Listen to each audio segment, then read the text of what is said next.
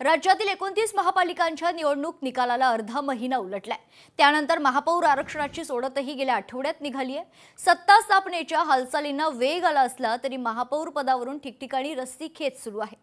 मुंबई, ठाणे, कल्याण, डोंबिवली, उल्हासनगर, कोल्हापूर, अमरावती आणि अकोला या महापालिकांमध्ये बहुमताची गणितं जुळवताना महायुतीतील अंतर्गत ताणतणाव तसेच छोट्या पक्षांचे वाढते महत्त्व स्पष्टपणे दिसून येत आहेत। अनेक ठिकाणी महायुतीत एक वाक्यता नसल्याने महापौर पदाचा उमेदवार ठरवण्यात अनेक अडचणी येत आहेत। पाहूया त्यावरच लोकशाही मराठीचा स्पेशल रिपोर्ट।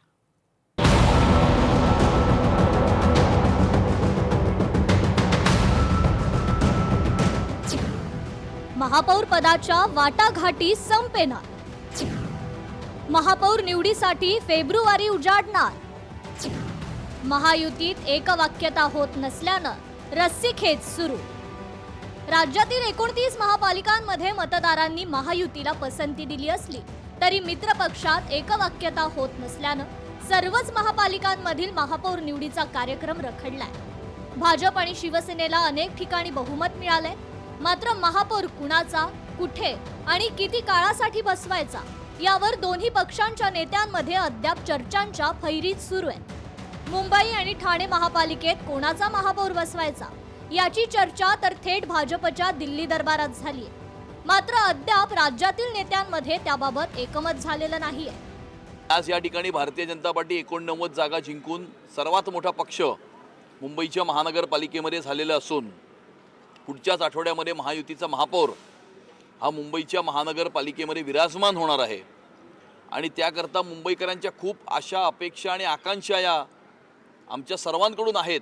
मुंबईचा महापौर शिवसेनेचा आणि भाजपचा महापौर, ठाण्याचा महापौर भाजपचा, चालेल, आम्हाला ऍक्सेप्ट आहे असं जर तुम्ही म्हणत असाल तर। 2 वर्ष काय 5 वर्ष जरी द्यायचा म्हटलं तरी हा निर्णय माननीय एकनाथ शिंदे साहेब आणि देवेंद्रजी एकत्र बसून हा निर्णय घेतील। रवींद्र चव्हाण त्यांच्या सोबत असतील, त्यामुळे नेत्यांचा हा निर्णय आहे, ते जो काही निर्णय देतील तो आम्हाला मान्य असेल।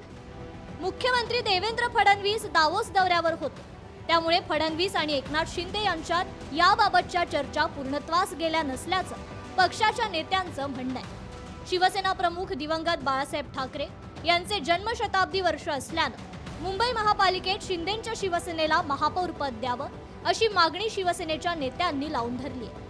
मात्र मुंबईत भाजपचाच महापौर विराजमान होणार यावर भाजप ठाम आहे। मुंबईप्रमाणेच अन्य महापालिकांमध्येही विविध कारणांनी रस्सीखेच सुरू आहे। काही महापालिकांमध्ये स्थानिक पक्षांनी आघाडी घेतली असली तरी तिथे कोणाला सोबत घ्यायचं यावरून सुरू असलेल्या बैठकांचं सत्र संपत नाहीये। पालिका निवडणुकीनंतर ठाणे, कल्याण, डोंबिवली, उल्हासनगर, कोल्हापूर, अमरावती आणि अकोला या महापालिकांमध्ये बहुमताची गणितं समीकरणं जुळवताना महायुतीतील अंतर्गत ताणतणाव तसेच छोट्या पक्षांचं वाढतं महत्त्व स्पष्टपणे दिसून येते। मुंबई महापालिकेत भाजप हा सर्वात मोठा पक्ष ठरला तरीही महापौर निवडीचा तिढा कायम। ठाणे आणि कल्याण डोंबिवली पालिकेत 2.5 वर्षांच्या कार्यकाळाचा मुद्दा ऐरणीवर। उल्हासनगर महापालिकेचा निर्णय फेब्रुवारीच्या पहिल्या आठवड्यात होण्याची शक्यता। मीरा भाईंदर महापालिकेच्या महापौर पदाची निवडणूक 3 फेब्रुवारीला, तिथे मराठी महापौराचा आग्रह कायम। भिवंडी, निजामपूर महापालिका सत्तेच्या समीकरणाची गुंतागुंत। वसई विरारमध्ये बवियाला बहुमत असतानाही अन्य समीकरणांची जुळवाजुळव। कोल्हापूर महापालिकेत शिवसेनेला 2.5 वर्ष महापौर पद हवंय। अमरावतीत रवी राणांचा युवा स्वाभिमान पक्ष केंद्रस्थानी। अकोला महापालिकेत त्रिशंकू परिस्थितीमुळे पाठिंबा कोणाचा यावर अडलंय महापौर पद। राज्यातील प्रमुख महापालिकात महापौर पदासाठी सुरू असलेली रस्सीखेच केवळ बहुमतापुरती मर्यादित न राहता महायुतीतील अंतर्गत समीकरणं आणि छोट्या पक्षांची वाढती ताकद अधोरेखित करणारी ठरतीये। त्यामुळे पालिकांची मुदत संपलेली असतानाही महापौर विराजमान होण्यात केवळ पक्षांमध्ये एकवाक्यता होत नसल्यानं ही रस्सीखेच जोरदारपणे सुरूच आहे। ब्युरो रिपोर्ट, लोकशाही मराठी, मुंबई। लोकशाही मराठी, ऐका, पहा, जागरूक रहा।